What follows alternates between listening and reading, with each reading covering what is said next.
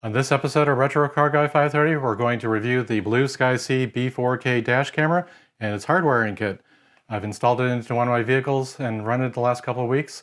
I'm going to perform some power tests of the power monitoring part of the hardwiring kit and upgrade the firmware and show you some sample video. So let's get into it.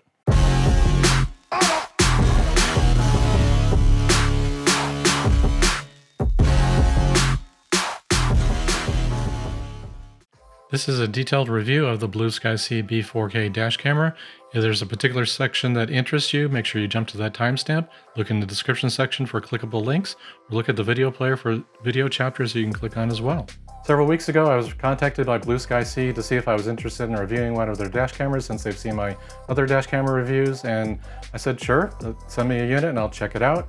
They ended up sending me this B4K model. See if I can get it in focus there. And it's a 4K ultra high definition dash camera, and you can see the LCD screen on the back, and it's actually a decent size. I found once I got it in my hands here and installed it in the vehicle. They also sent me a hardwiring kit for parking mode support. You can power this with the power adapter included. It's a USB powered camera, so as long as you have a switched power port in your vehicle, you can power it in that manner, but then you won't have parking mode support. And I told them I wanted to test parking mode. So they sent me this particular hardwiring kit, see if I can get it in focus there. And it has fuse taps of various types and the power adapter itself. And I tested this and found that it wasn't triggering the camera into parking mode. So I inquired about that and they found that I received the wrong one. They have a different power adapter hardwiring kit to support parking mode.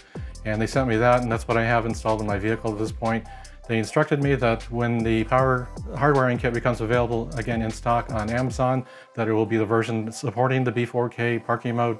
The power detection that it goes through to detect power going into parking mode has been corrected in the future versions of it. So if you find it available on Amazon later on, it should be the correct one for this camera. So with that, I'm going to go through and do the initial unboxing, show you what's in the box, go through and upgrade the firmware because there was a firmware update to this particular camera. They renamed a couple of things. The Q70 model number that was associated with the firmware and the SSID for the Wi-Fi connectivity was upgraded to actually say B4K like this particular camera. So I upgraded the firmware the other day and I'm going to show you that. I'm going to go through and with the second powered hardwiring kit that I was sent, I'm going to go through and do a voltage drop-off test to make sure that it actually cuts off the voltage like it should, and give you my results on that. And then I'll give you some sample footage of daytime and nighttime, and then give you my final thoughts. So let's get to the unboxing. Here's the outside sleeve of the box showing the camera mounted on a windshield with the GPS mount. And then we have a 4K ultra high definition camera, day-night recording, 120-degree view angle, 3.16-inch view screen on the back, a G sensor for impact detection, buffered parking mode support, Wi-Fi connectivity, GPS module, and sound alerts. Processor is a Novatec 96670. The resolution is 4K, 2K, or 1080p. Again, that LCD screen of 3.16 inches, CMOS sensor, IMX415, 256 gigabyte micro SD card support, and 5-volt 2-amp power requirements. Here's the box opened with the camera inside of its protective covering. And then we pull that out. On the bottom side, there are these items, including the GPS mount, the power adapter, and the user manual. And that power adapter is for powering the camera without the hardwiring kit.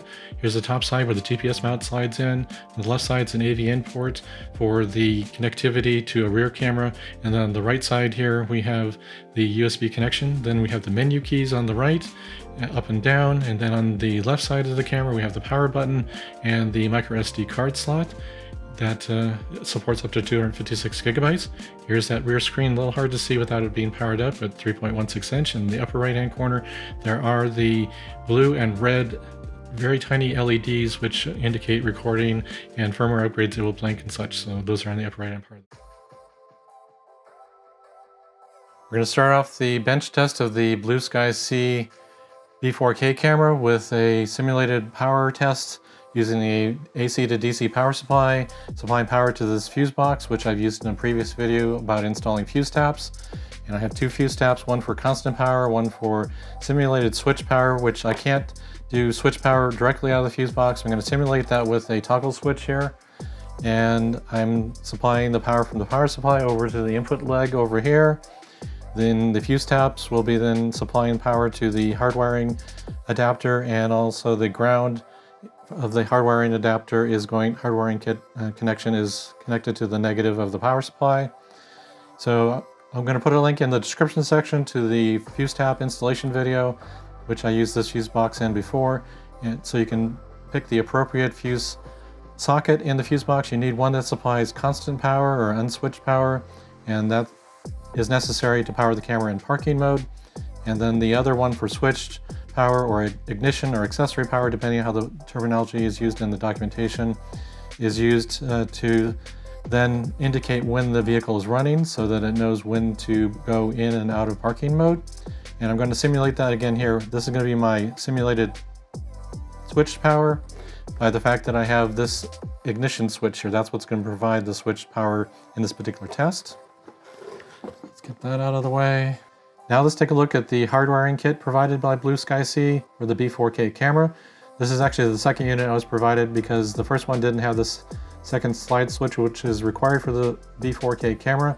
This is to indicate whether it's supposed to use low power or high power. I'm trying to get a better definition of what this slide switch means and which positions are which, but based on my testing, this left position is what's necessary for the B4K camera. And this other slide switch is to set the cutoff voltage, which we'll be testing here in just a little bit. So this is what monitors the car's voltage level, and then when it goes below the threshold as selected by this slide switch, it will then cut off power to the camera so you don't drain your vehicle's battery. So this is a great way of integrating it with your vehicle without totally draining your car's battery. Alternatively, you could have a external battery pack that is not from the car, a separate one that just powers the camera.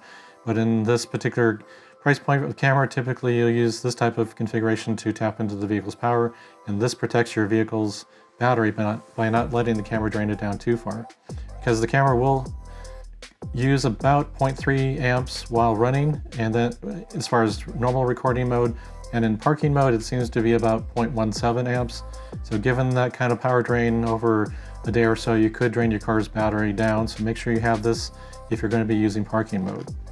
Then this cable runs from that location up to where the camera is located, avoiding all airbags while you're routing this. That's important not to run this over any airbags. And then this USB connection is used to connect it to the camera. So let's get the power to the camera here. Plug in the USB connection. Right now we have no output voltage, which I'll have a second camera view showing the front of this power supply. Currently have it set to 14.35 volts at 5 amps maximum.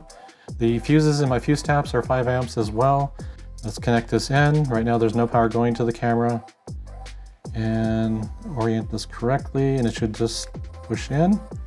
And then, like I said, you would route that as appropriate through your vehicle. I'm going to set this to on and then set the output voltage to be sent through the wiring. And we see that there's 0 amps being drawn, and it should start drawing here as it powers up. And we got these LEDs starting. There's the boot screen, and again, because it was formatted in a PC, it does need to be formatted by the camera still. So anything under 128, I believe you can just format it directly here. So I'm going to press the menu, and we're going to navigate through this to the second screen of options here, and go to, I believe it was the third screen of options. There we go. Format. And then again, up and down and OK, and then back. So those are context sensitive based on what you're doing. And I'm going to say OK to the format. In fact, in case I've tweaked anything before, I'm going to set everything to default settings. And whenever you upgrade firmware, it's probably a good idea to set it to default settings and reselect your settings. So let's go through and see what the default settings are. Press the menu button. The resolution, we have 4K, 2K, and full high definition at 60 frames per second and 30 frames per second. I'm going to leave it at 4K at 30 frames per second. You can set the exposure value for front and rear cameras. As I said, there's an ability to potentially add a rear camera in the future, but you can change the exposure values for both of those independently. going to leave it at 0 for now and see what I capture after it's been installed in the vehicle to capture some test footage. Same thing for the rear. Audio, whether it records the audio using the microphone in the camera, I'm going to leave that on. Date stamp, whether you want that to appear. Let's make sure I'm not getting a glare there, trying to make sure you can see this. The date stamp is on, and it will show that on the video when you watch the video afterwards. The loop setting is how big or how long each file will be on the file system. The default is 3 minutes. The files generated out of this camera are TS extensions, not MP4s. So make sure your viewing software can handle TS extensions. It's supposed to be, the TS file type extension is supposed to indicate it's more resilient to being turned off quickly. So make sure like I said, you're able to view those files. The G sensor for impact detection is set to a medium value by default. You can turn it off, low, medium, high. I'm going to leave it at medium. Test it out. By default, the parking monitor is off, and you have the option of time-lapse at a certain number of frames per second, whether you want it to be motion detection. So if motion is what you're trying to capture to trigger a parking mode event, and depending where you park, that could be problematic if there's a lot of things moving around, like a parking lot. So you may want to consider your options here. I'm going to set it to event trigger. Basically, an impact will be the triggering event for this. So I'm going to set it to event trigger. It will record 10 seconds before the event and 20 seconds after, and then it puts the file down in an event subfolder on the micro SD card. So let's go to the next menu, time-lapse. You get to set the number of frames per second when you use the time-lapse configuration for parking. And it could be 1, 5, or 10. I'm going to press the back arrow on that. Motion, you can have it whether it's enabled or not, and I'm leaving it off since I'm using impact detection by itself. There are some driver assistance features here. You can have it remind you after a certain amount of time to take a rest. I'm going to leave that off. Number plate recognition, I'm going to leave that off for now. I don't know how well that does work on any camera, but I'm going to leave it off for now. Speed is going to be whether the speed stamp is recorded on the video that you watch, and your personal preference could be to leave it off. It just depends on whether you want that on the recorded video.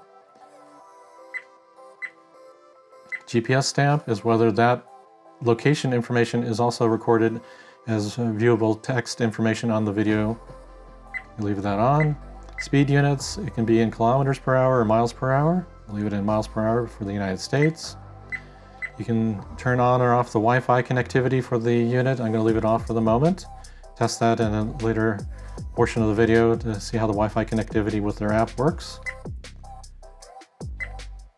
And it seems to exit the menu there. I'm going to do that, and let's get back to where we were. And whenever I exit the Wi-Fi settings, I guess I should do the back arrow on that one. Let's do back. There we go.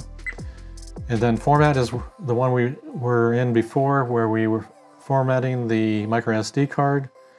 Again, we see that. I'm going to back out of that, but you can press OK to format over here, or the back arrow to get out. Language, it has English, French, and Chinese, I believe, and Russian. I'm guessing on the last two. Date time, current date time, which it is picking up from the GPS signal, I believe. There is a small battery in here, I believe, to maintain the date time in the unit. It's not used to power the camera, but I believe it is used to preserve the date time setting. And you go to each of those and then do up or down to adjust them. Then time zone, it does not adjust for daylight savings time automatically, so make sure you account for that when you have a daylight savings time. You go from standard time to daylight savings time, or daylight savings time to standard time. We're in standard time here on the west coast of the United States, so GMT-8 is correct at this point. In spring, when it goes to daylight savings time, I would have to adjust this to GMT-7. So that is correct.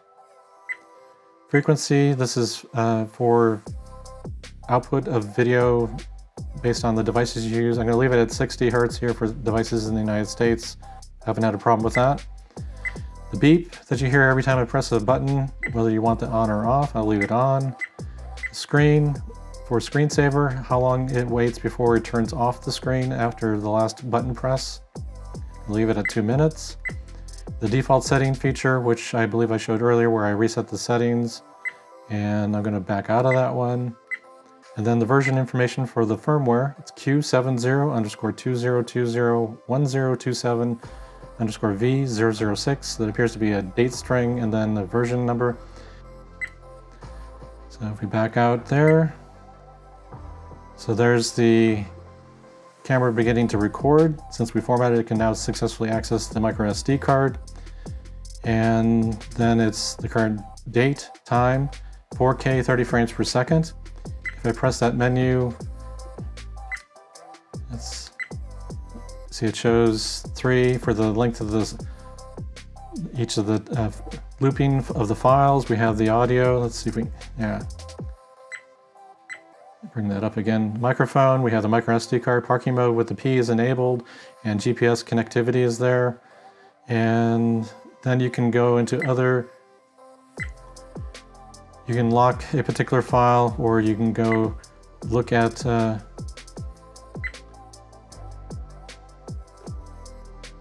at the camera. So we can see the recorded information that's already there. Or you can play it up here. All right, to get out of the playback mode, you press and hold the menu button for an extended period of time. So if I press that video and it goes into this mode, I can press and hold the menu and then it'll go back to the main screen. So that's how you exit that successfully. Let's go ahead and test the parking mode feature. I've enabled parking mode. I've set it to an event trigger. So I'm going to go ahead and set this down for the moment. I'm going to turn off my ignition switch, like turning off the engine in your vehicle. I'm also going to decrease the engine or the output voltage of the device here. I have set this to 12.2 volts as the cutoff voltage, which we'll be testing the accuracy in just a moment. We have seen that the amp draw has gone down since it's gone into its parking mode configuration. At least it should have gone into its parking mode configuration. Normally, if it's in normal recording mode while driving the vehicle, this will be drawing about 0.28 to 0.3 amps. And we can see that we're very likely in parking mode. We have a solid blue light here and a flashing red light. So let's go ahead and shake the unit for my event. And we had a little increase in voltage there. So what should be happening, it doesn't turn on the screen. It just continues, the blue is steady and the red is still flashing. And we're gonna let that capture that. It should be 10 seconds before the event and 20 seconds after. I'm now going to pause this video and show you the actual event triggered recording file from the camera. At about 10 seconds is when it is the shaking, and then it records 10 seconds before and 20 seconds after.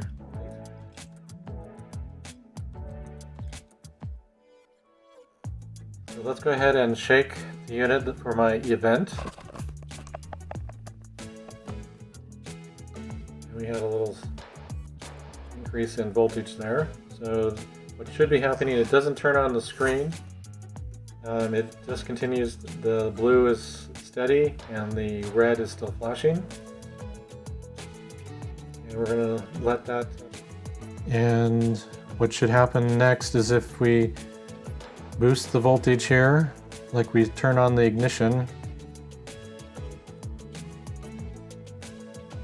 on, and this is like the charging system's activated, we should come back to life here, which we have, and it's beginning recording. And we'll check the file system. There should be an event in an event subfolder off the top of the root of the file system.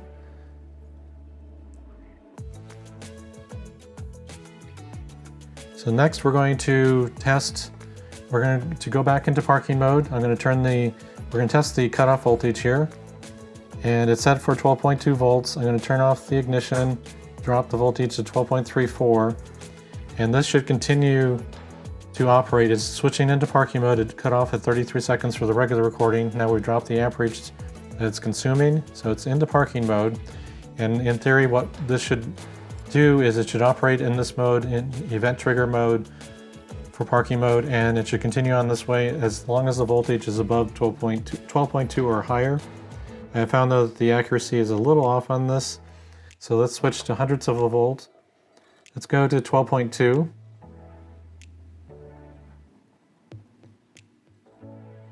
There's 12.2, so that's the minimum voltage that it's supposed to accept. We're still drawing the 0.19 amps. So at least it's not cutting off too early. Let's go to 12.15. And we'll leave that for a moment. And I have verified the output accuracy of the voltage on this power supply. It is in agreement with two different multimeters. They agree that this is accurate on the front display. We still have the blue LED on and the red flashing on the camera.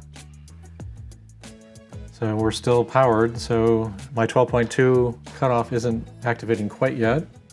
So let's go to 12.1. Okay, there's 12.1.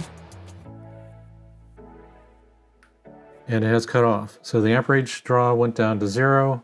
So it seems to be about 0.1 volt off from the setting. So I usually prefer to set these at a higher voltage. I don't want to drain my car battery. It allows you to go down to 11.8.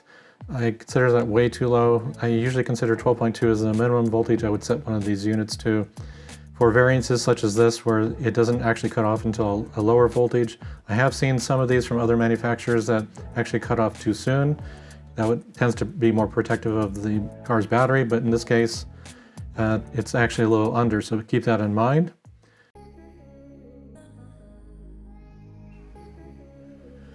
I have the camera powered up, the screensaver is active at this point. The manual says on page 9 that the Wi-Fi can be turned on by a long press of the down arrow, but it appears to be a long press of the menu button. So let's go ahead and press that, and we should get an indication on the screen that the Wi-Fi network has been turned on. I've turned the feature on in the firmware settings. Now that didn't seem to do anything, but it did wake up the screen, so now let's do that again. There we go. And it looks like it restarts the file recording at that point in time. So on the screen we have the Wi-Fi network SSID and the default password. So over on the phone I'm going to see under available networks I have a Q70 network. I'm going to go ahead and enter the password, which is 1, 2, 3, 4, 5, 6, 7, 8.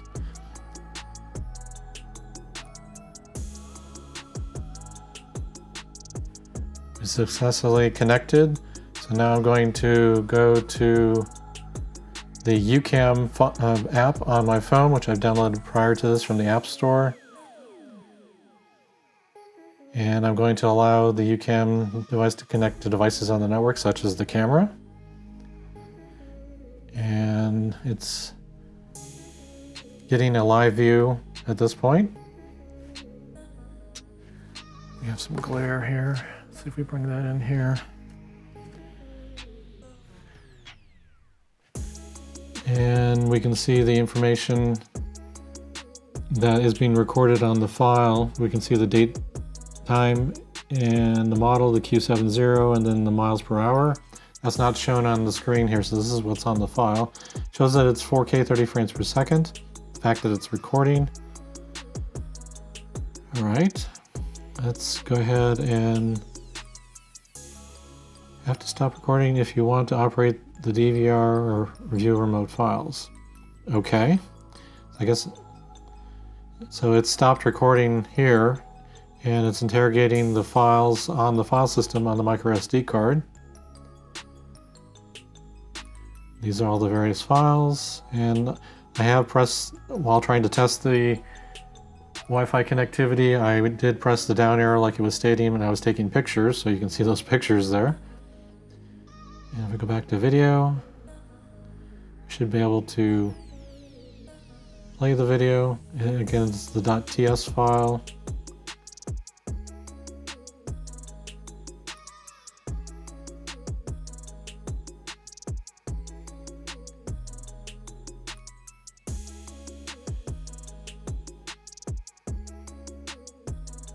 So this phone is not able to play the H.265 format.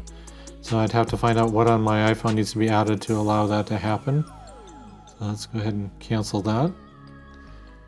And let's go back out to the camera, tell it to, it's going to start recording by default. Okay. Let's look at what the settings, have to stop recording. That's okay. So we can change the various settings on the camera. We have video resolution, the loop recording, motion detection, audio recording, date watermark, G sensitivity, the language, the monitor mode, which is event trigger. We have the ability to format and the default settings like we did in the firmware, the menu screen up there on the camera, and then it shows the version string for the firmware. So that's good. And then once we exit that, it begins recording again. And let's go out to the outer level. So then we've disconnected. Should have in theory disconnected. Now you could then go back to your phone and into the settings and disconnect from the Wi-Fi. We're going to go ahead and turn it off from here, see if it shows anything on the phone. The long press shows that we are connected, and now we should no longer be connected. See, we're no longer connected to that particular settings for that particular app. So the Wi-Fi connectivity does work. Toggle the Wi-Fi connectivity with the long press of the menu button, not the down arrow as noted on page 9. That seems to work. I'm using a 64GB micro SD card for the firmware upgrade. I'm going to attempt to format that with the format facility on Windows. It does not provide FAT32, so I end up using the external third-party utility to do a FAT32 format on that. And my suggestion would be simply get a 16 or 32 or lower size drive to be able to do the firmware upgrades. But I used that utility, and it did format it with a FAT32 file system, which is required for the firmware upgrade for the camera. Now I went to the Blueskysea-inc.com website, downloads, firmware, and then down here there is the B4K firmware file that I'm downloading. And then you click on the download link here, and that will make the download prompt appear to store it somewhere on your local file system. And then I save that file off there. And then once that's been saved, I then take the location that's been saved on the local hard drive, and then I copy the file by right-clicking the mouse button, then select copy. Then I navigate to drive G, which is my micro SD card, click on paste, which has been copied over to that particular drive. Then I use the facility to eject the micro SD card from the computer to move it over to the camera. Inserting this into the micro SD card slot here on the side, snapping that into place. And I'm going to bring in some power here for a USB device. And we're going to plug this in correct orientation, and it will take about a minute, that says, to perform the update. Make sure I get it this way here.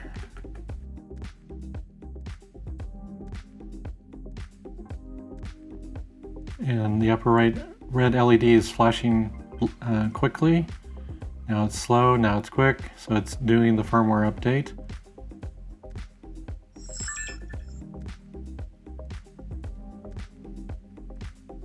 Alright, in theory we have a new version here. Let's bring up the menu and go back to version.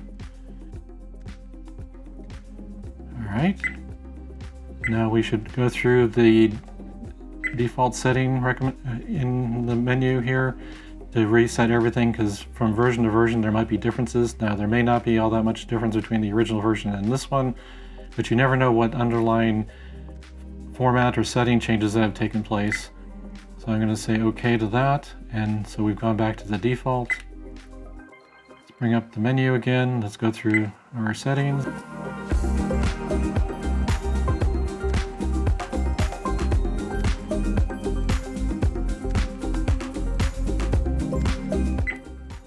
this should bring us back out to the top level. And one thing that I have found while operating the camera, it's a little confusing about the power on and off modes.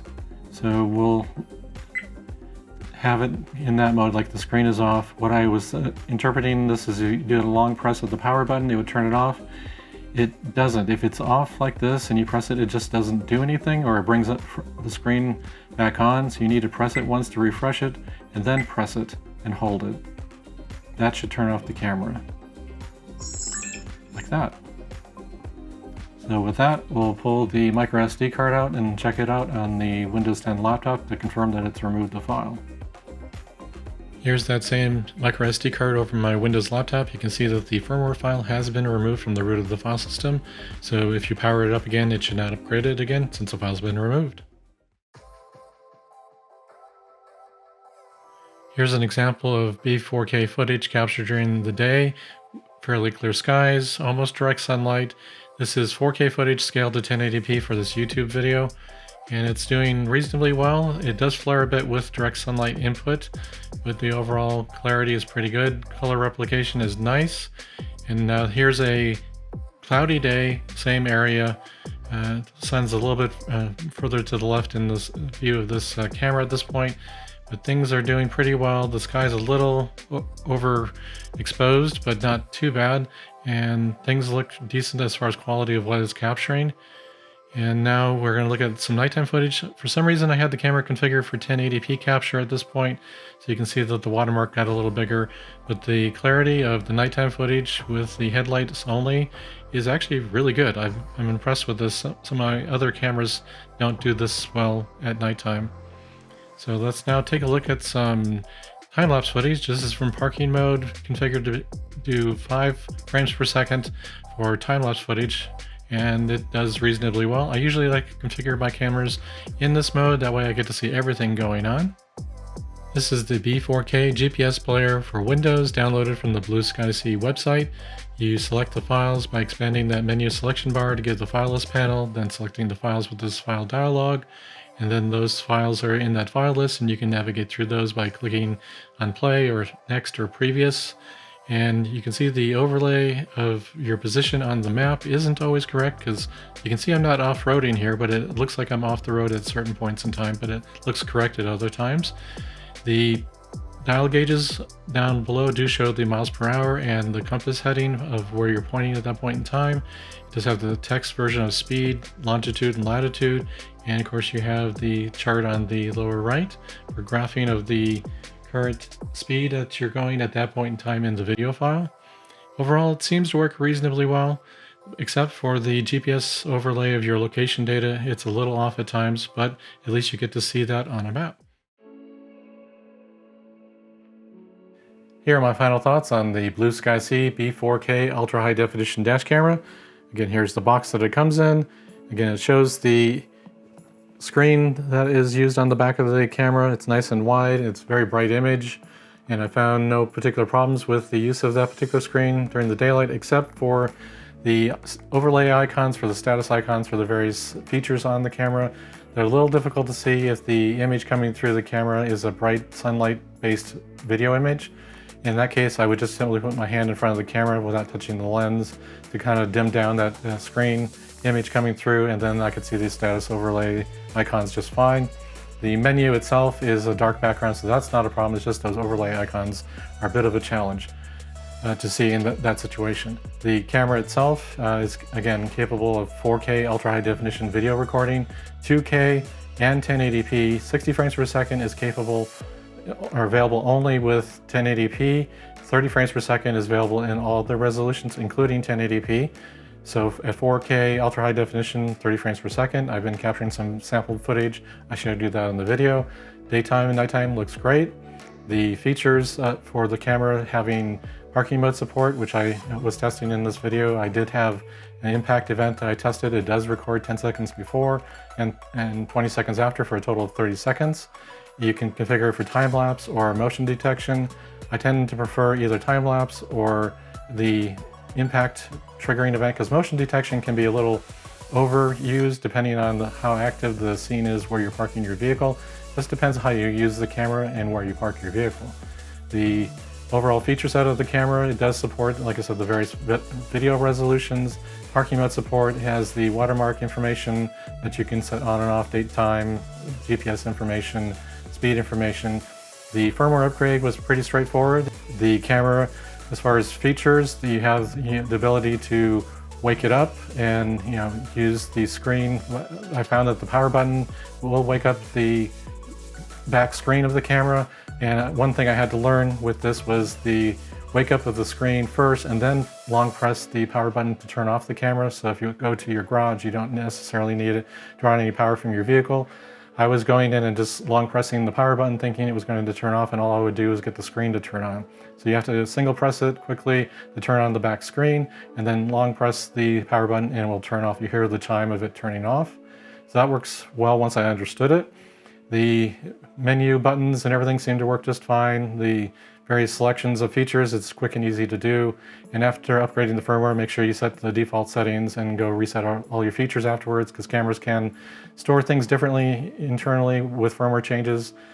I've had other cameras, not this one, that had some problems if you didn't default the settings to the factory defaults, then go repick everything. That's just a general good practice to do with any firmware upgrade on any device. So the camera itself has been working quite well, and I've had no real problems with it since I've installed it in my vehicle. For powering the B4K camera, you can use the included power port adapter, which includes of course, the power port adapter insert here. It does have a indicator light to show when it's powered, and then it has the cable that runs up to the location of where the camera is installed. It does come with this 90-degree connection for the USB port on the camera, which is helpful because the camera is pretty tight up against the windshield depending on how you've angled the camera on the windshield. The hardwiring kit actually has a straight connection here, so that's a little bit more of a challenge to get this in there without pressuring the USB connector port on the camera. You might need to massage this just a little bit to get this to be bent just a little bit to avoid the windshield applying pressure through the connection here into the camera. I found that a little bit challenging, but it was able to be bent just a little bit to plug in without adding any additional pressure. But you can use this particular approach to power the camera. But again, running any wires to your camera from wherever you're sourcing the power from, make sure you avoid all airbags. Never run any of the cables over an airbag. Make sure you avoid all airbags at all costs, because you don't want the airbag to deploy and then to have this wire over the airbag and cause a potential problem. But keep that in mind as you're running any of the wires for any dash camera, this one or any dash camera. So you have this option if the power port is a switched power port, and if it's not, then this approach won't work. A switched power port will give you power only when the ignition is on and the engine is running, and that way you're not draining the car's battery all the time if you're using this approach, because this will not support parking mode just by using this. If you want to use parking mode support, or you want to avoid the power port altogether, you would use one of these hardwiring kits, which includes an instruction sheet, the variety of fuse taps. They include 4. There's one missing because I used one of them in my installation, and one of each type. So if you're going to use this for parking mode support, you're going to have to get an additional fuse tap of the type that you need, because there is one of 4 different types of fuse taps included in here. So make sure you identify which one you need and then acquire a second one of that type if you're going to be using parking mode support, because parking mode support requires a connection of the red wire to constant power, the yellow wire to accessory power, and then the black wire to a grounding bolt or location on the vehicle. And then you select the power level. You wish the power monitoring circuitry in here to cut off the voltage to the camera to protect the car's battery. And as I found in my testing, and I showed you in the video, when I bench tested the camera with this power adapter, the original one, which this is the original power adapter hardwiring kit that I was sent, this didn't support parking mode. I had to get a second one sent to me by Blueskysea, and it ended up working just fine. But the voltage tolerance on the selection here, again, remember you have this little slide switch on the edge here to pick the voltage level, and it's 12.4, 12.2, 12.0, and 11.8. And it actually would cut off about 0.10 or 0.13 volts below where I selected. And when I contacted Blueskysea, they said that's within tolerance. 0.10 is their tolerance, plus or minus. So whatever voltage level you select, make sure you account for the fact it might be off from that. I usually never recommend to go below 12.2, because a fully charged battery in a vehicle is 12.6. And if you select, for example, 11.8, and if the tolerance on this particular one allows it to go down to like 11.7, you could come out to a car that you can't start. So make sure you select the appropriate level here. I would recommend not below 12.2, and very rare exceptions, maybe 12.0, but test out the capability feature on your particular vehicle, make sure it works as you expect. And again, run the wires so that it doesn't run over any airbags while you run this wiring. The B4K camera records its video files with a .ts file extension. That particular file format is supposed to be more resilient to power cutoffs. So if it were MP4 and if the last segment weren't written out, that last chunk could be lost. So that's why they're using .ts. So be aware that you won't see an MP4 file generated by this camera. The other issues I've ran into, there are two of them. On my Windows 10 laptop that I brought the TS files to, when I tried to use the movie player to play the video files, it wouldn't play.